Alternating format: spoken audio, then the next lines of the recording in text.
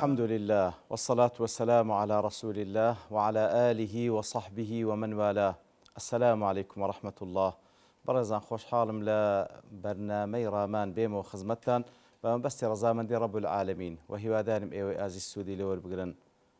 أعوذ بالله من الشيطان الرجيم. بسم الله الرحمن الرحيم.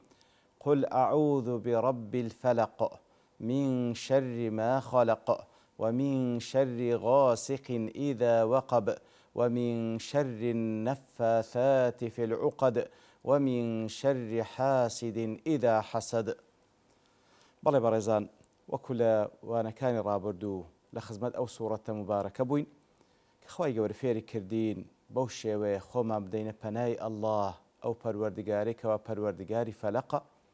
من شر ما خلق لشر همو أو مخلوقاتاني كشريان تيدا إنزا بتايبتي باز لهندك شر تايبت دكا ومن شر غاسق إذا وقب كاتك وشودا دي تاريخيكي همو داد همو زوي داد بوشه كاتك وشو بتاريكيكي دا همو داد بوشه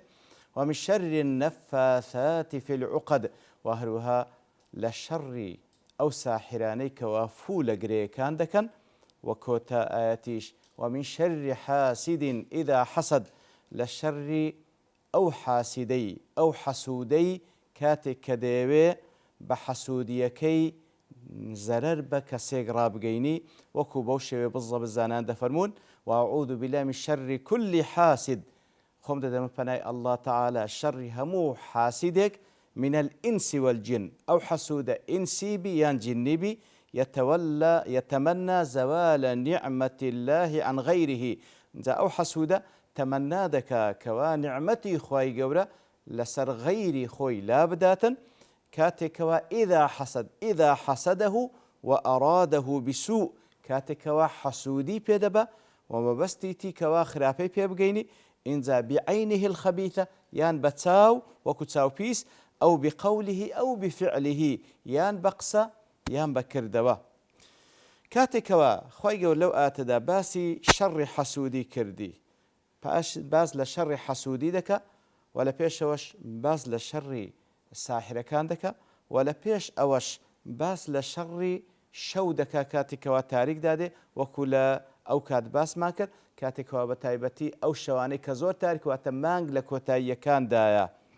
ديار مناسبة لبينيان داهية أيش أوي فإن مما يدعو الحاسد إلى أذى المحسود أن يتطلب حصول أذاه كاتكوا كسك حسودي بكسك دبا إتر هول ددا ما بستكي خوي زيب زيبكا أزيتي برامبركي بداتن إتر لتوهم أن السحر يزيل النعمة التي حسده عليها إتر يقلو محاولاتان كذيكا هول ددا بويكوا أو واقما بو سحري كلي دكاتن هول بدا أو نعمتيكوا أو بي بخشرا لي ورجيريتوا وهروا ولأن ثوران وجدان الحسد يكون في وقت الليل وهروا دائما كسي حسود زياتر حسود يكي بشو لنودلو دروني زياتر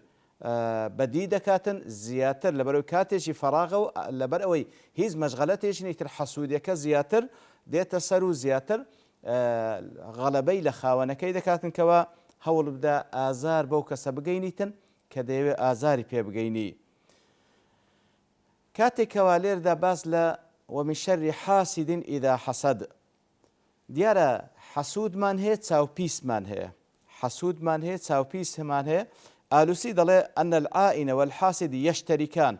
تساو بيس وحسود هردوشيان هاوبش التي في أن كلا منهما تتكيف نفسه وتتوجه نحو من يريد أذاه كواتا كسي حسود تساوبيس هردوشيان شتيك هي لنا ونفسه دلو درونيان حركتك تاوكو أوش تخفي وشاراوي آزار بمقابلكي بقينيتن إتر أوي كوا عائنة وتكاتك وديبيني أوي حسودشة هلا دلو درونه أو قضية أجر فرق بين حسود وعائن عائن إلا دب أو كسيكوا ديبيني بتاو أو ذات ساوي بيسكي تأثيري لبكاتن بلام حسود لوي جيرترا لوانه كسي كالغيابي ويشا بس باسي دا كان لبوي ئەو نەفسیەتەی ئەو شەڕەی کە لە ناو نەفستی حرەکە دەکاتن ئەگەر لە دووریش بی هەوڵ دەدا ئازارەکەی پێ بگەینیتن. ئیبن القەیمیش دەڵێ حاسد گەورەترە یاخود گشتگیرترە لە عائینی، لێ دەڵێ فەکل عائین حاسد وليس كل حاسد عائن، کەواتە هەموو حەسوودێک چاوپیسیشە، هەموو حەسوودێک عەفوەن هەموو چاوپیسێک حەسوودە، بەڵام هەموو حەسوودێک چاوپیس نییە، هەموو حەسوودێک چاوپیس نییە، بەڵام هەموو چاوپیسێک حەسوودە. وەشتی تریش لەسەر ئەو بابەتەمە بە پشتیوانی خوای گەورە لەوانەی داهاتوو دێنەوە خزمەتی. وصلى الله وسلم على نبينا محمد وعلى آله وصحبه أجمعين